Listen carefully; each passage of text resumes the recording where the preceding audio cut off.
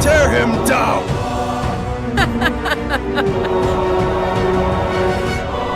Mother, no!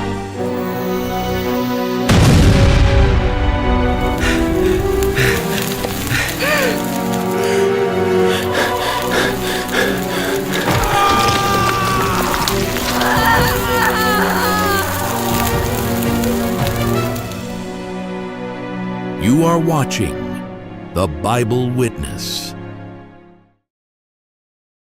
I'm walking quickly through the alley to meet a man I knew. Hey, handsome. Want some fun? A prostitute tried to seduce me from a doorway, her voice teasing, her smile meant to lure. But I didn't slow down. You don't like chicks, sir? Let me serve you in the way they can. In this city of Sodom, pleasure reigned while the poor rotted. I keep walking until the wooden sign of the restaurant came into view. I stepped inside. The air was thick with steam, the scent of bread and sweat. There he is, the man I'm going to meet. He's sitting alone at a worn wooden table. I approached without a word and sat across from him until he pulled back his hood, revealing a face I hadn't seen in years. Uncle Abraham! Hear me, Lot. You must leave Sodom immediately. A disaster is coming. As he spoke, a sudden noise cracked through the room. Two men wrestling violently in a corner. No one stopped them. No one cared. The city was rotting from the inside. Why? I was talking with God Himself just a week ago. I remember the night clearly, the moment the darkness shifted and He came toward me. I bowed low, heart trembling, and for a long moment we stood there in silence. The outcry against Sodom is great. I will destroy them. Will you indeed sweep away the righteous with the wicked? No, if there are righteous in there, I'll spare them. Suppose there are 50 righteous within the city. If I find 50 righteous, I will spare the whole place. What if 5 of the 50 are lacking? I will not destroy it if I find 45. What if 40 are found there? I will not do it for the sake of 40. Suppose 30 are found there. I will not do it if I find 30. What if 20 are found? For the sake of 20, I will not destroy it. Let not the Lord be angry. What if 10 are found? For the sake of 10, I will not destroy it. I exhaled long and low, my eyes closing. When I opened them, He was turning away. That's when I knew that I need to meet you. How many righteous people did you find? 4. Only a family. Silence fell like a stone between us. I stared down at the rough wood of the table, my thoughts heavy, swirling. I can't let Sodom be destroyed. I must save it. Lot, save yourself. I didn't reply. I pressed my hands to the table, rose slowly to my feet. The light from the door poured in gold across the floor as I walked toward it, my shadow stretching behind me. Behind me, I felt Abraham's gaze, but I have decided. I thought my meeting with Uncle Abraham was kept secret, but it's not. Not to supernatural beings. Somewhere, far from the flickering oil lamps and murmurs of the tavern, Azrael watched me. On the table before them, a crystal orb glowed violently, and within it, my face. He knew everything. Interesting. When I arrived home, I saw my wife sitting at the table, fingers clenched tight around something. Salt. We don't have much left. She was living in her own mind, just like I'm living in my own mind too. She turned, finally, her eyes catching mine, but I was far away, still watching fire fall on cities in my mind. We have no money left.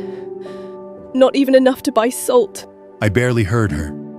Her words floated past me like distant noise. I was home, but I wasn't really there. My mind was still echoing with Abraham's voice. She watched me sit down. I could feel her holding back all the words she wanted to throw I couldn't even look at her. My finger tapped a slow, quiet rhythm into the wood, the only sound I could make. I'm still watching fire fall on cities in my mind. She turned away, retreating into herself, but she still held the salt like it was all we had left. Maybe it was. Next morning, I stood in the heart of Sodom, hand raised high, voice breaking through the crowd. I tried to warn them. Turn away from your wickedness. But it seems that my word has no impact on them. Judgment is near. The Lord will strike this city. Will he rain down frogs or fire this time? He will destroy it with fire and sulfur. Bring your virgin daughters, then we'll listen. You mock righteousness while standing on a cliff. Go back to your prophet games, old man. You still have time. You can still repent. Why should we listen to you? Because the Lord sent me to warn you. Then tell your Lord we're not interested. Even now your hearts are too proud to bow. We bow to no one, especially not invisible gods. And I stood there, hand falling to my side, breath heavy, my warning lost in a sea of laughter and pride. I came back covered in dust and silence, each step heavier than the last. As I reached the door, I could already feel her waiting. I opened it, and there she was, standing in the center of the room, hands on her hips, eyes burning beneath the lamplight. I stepped inside and closed the door behind me, knowing what would come. What were you thinking, shouting in the street? I didn't answer. I couldn't. My eyes dropped to the floor. Now no one will lend us a single coin. Our daughter stood off to the side, frozen in the shadows. They were scared. They say your madness has cursed this house. The fear behind her anger was understandable. Still, I said nothing. I turned away and walked to the far corner, away from them three. My daughter took a step toward me, then stopped. She thought of saying something but couldn't figure any word. I sank to the floor, my back against the cold stone, and folded into myself. My shoulders trembled, breath sharp, tears spilled into my hands. My daughter watched, eyes wet, gaze locked on me in silence. My breath hitched, body shaking in quiet sobs I couldn't stop. Only the lamplight watched as I collapsed beneath its flicker, alone in the dark. That night, 2 streaks of light cut across the night sky, fast, bright, and silent.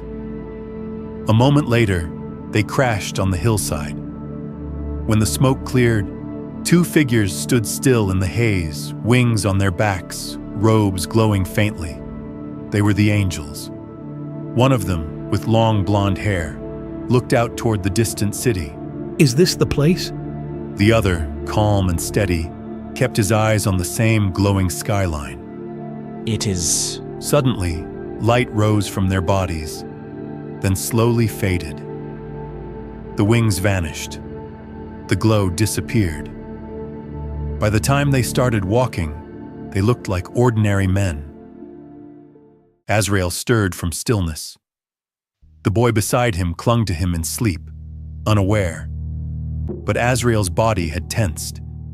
He had seen something. Without a word, he rose, the silk sheets sliding off his shoulders, bare chest rising with silent breath. Across the room, the crystal orb on the table was no longer dormant. It pulsed with light. And within it, 2 figures had appeared, the twin angels. Azrael stared into them, unblinking. The violet light inside his eyes intensified. A cold edge formed at his lips. His jaw clenched. The moment had arrived. I'm leaving, before dawn if I must. Finally, you decided. In the corner, our daughters huddled together, hands tight, watching silently. I have warned them again and again, but they laugh, they mock, and they curse God's name. The lamp flickered between us, its gentle pulse marking our silence. Good.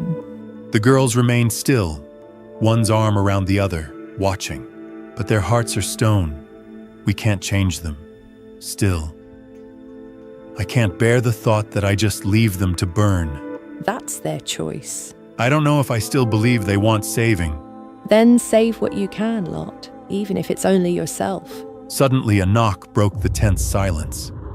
I opened it to two young men cloaked in soft light.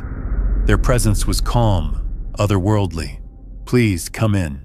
They stepped inside quietly, their shadows long across the dirt floor.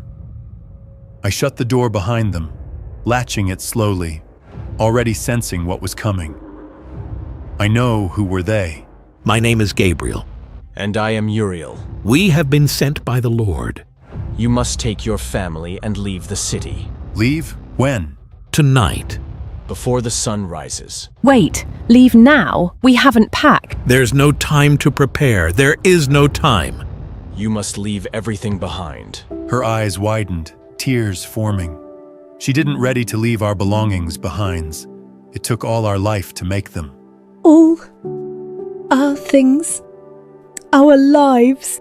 I stood still as their shadows stretched across the tent walls. Something sacred had already begun to fall apart. They came at night, surrounding my house. I seen them through the cracks. Bring them out, Lot. Bring those beautiful men out, so we can know them. The whole crowd roared, waving sticks and stones. The fire behind them made their faces look even more twisted. Then a stone flew through the dark and slammed into the door with a heavy thud. I stood frozen, hand on the latch, torn. But I couldn't hide. I opened the door and stepped outside. Right away, a stone struck my forehead. Blood spilled down my face. I staggered from the pain, but forced myself to stay on my feet. The crowd kept shouting. Someone else lifted another stone. "What do you want?"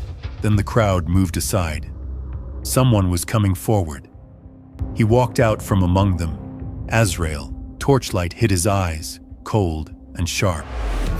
Hand them over, Lot. Let us taste them. Is that him? Uriel nodded slowly without saying a word. Gabriel clenched his hand and looked toward the door again. Azrael took another step, pointing to the mob behind him. Blood was still dripping from my head, but I stared him down. My fear was gone. All I felt was anger. I slammed the door shut. The firelight from outside vanished, and everything fell into shadow. I leaned against the wood, breathing hard, blood still trickling from the side of my head. My daughters rushed toward me, both pale and shaking. Father, let us go outside. Let them take us, not them. I froze. My heart sank. I couldn't believe what I was hearing. They're guests under our roof. This is the only way. My chest ached. I clenched my fists to keep them from shaking of what I heard from my own daughters. "You don't know what you're asking." You raised us to do what is right. That broke me. A single tear slid down my face. God forgive me. I opened the door. The shouting and fire hit me like a wave. "Please, take my daughters instead. They are virgins." Laughter burst from the crowd. Some slapped their thighs. Virgin daughters, eh? I'd try the small one first. Then everything stopped. Azrael's smile vanished. His eyes turned to ice. No, we came for the guests. Murmurs rippled through the mob, faces growing darker. Tear him down! The crowd erupted in a howl. Blood, fire, and hate surged forward. Weapons raised, they charged. Then, out of expectation, Gabriel stepped into the yard, his face calm but firm, walking straight through the smoke and heat. Uriel followed him. Then they began to glow. Their bodies vanished into light. Wings flared out. Robes turned to flame. They stood no longer as men, but as beings made of heaven. The men's eyes started to blind. I can't see! Help! My eye! But Azrael didn't seem to be affected by their power. Azrael. You traitor. Azrael took one step forward. This is where I belong now. You twisted this city. You brought darkness here. They chose me. One of the men collapsed, sobbing behind him. You will answer for what you've done. You fell to feed your pride. I brought them freedom, You enslaved them to lust and wrath. and they welcomed me with open arms. Your time is ending, Azrael. Azrael suddenly lunged. Gabriel lifted his hand across his chest to dog to hit. Uriel struck from the side. Azrael's shoulder burst in flame. Light surged from Gabriel's palm straight at Azrael. Azrael screamed as fire overtook him. His eyes bulged. Flame swallowed his face. He was destroyed. The light stated to faint. All around them, the men of the city lay scattered, moaning, clutching their blinded faces. I saw Gabriel turn toward the door, and in that instant, I knew we had to go now. Uriel didn't wait. He grabbed my wife by the wrist and pulled her. Gabriel reached for me and yanked me toward the doorway. My legs moved before my thoughts could catch up. My daughters were just behind us, clutching each other's hands like they were afraid to let go. We ran. All of us. Out into the night, away from the house, away from everything. I didn't dare look back. Gabriel led me across the ridge of sand, my feet sinking with every step. I didn't ask where we were going. I just followed. I could hear my wife's footsteps behind me, uneven, dragging. Uriel held her up. My daughters stayed close, hands clasped, eyes locked ahead. I hadn't seen them cry. I don't know if they still could. We moved in a line like shadows, the six of us, the city shrinking behind. Each step forward felt heavier than the last. Then the sky broke. A single line of fire split the dark. My breath caught. More came. Fire poured down from the stars. The sky itself turned against the place we'd called home. I didn't need to see it. The sound reached me before the meaning did. Somewhere behind that horizon, people still ran, still hoped. But hope can't outrun fire. Some prayers are already too late. Even the strong froze. There comes a moment when even violence forgets what it's for. The ground must have shattered. Pain fell on the innocent and the guilty alike. Judgment doesn't aim. All gone, all burned. They must have screamed. But death turned their voices to silence. Flame found flesh. That was always the end of this. I didn't need to watch. I already carried enough ghosts. Fire rose like a verdict written in the sky. The city was not just ending, it was being erased. And still, they ran. Even at the end, people cling to walls and gates as if they can hold back heaven. The final fall came not from the fire, but from the weight of what the city had become. My house! My thing! Do not look back! My wife cannot escape the city, not in her mind. Mother, no! And then she was no longer my wife. There was no prayer for what had just happened. My tears fell. The past gripped my wife harder than any flame could.